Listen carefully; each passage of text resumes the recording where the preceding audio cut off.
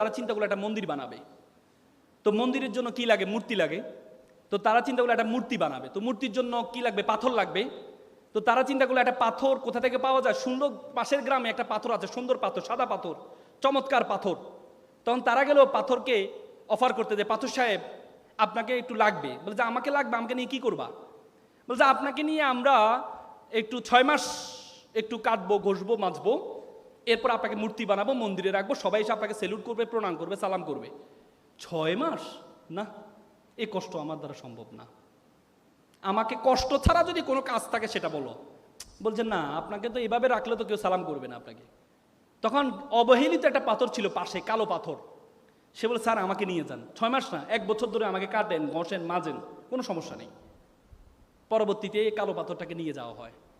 নিয়ে যাওয়ার পর 10 জনে মিলে তাকে কেটে ঘষে কাটাকাটি শুরু করলো। 10 মাস ধরে কাটছে। কাটার পর তাকে মূর্তির অবয়ব বানালো, অবয়ব বানানোর পর মন্দিরে রাখলো। দেখা যায় সবাই এসে তাকে প্রণাম করছে,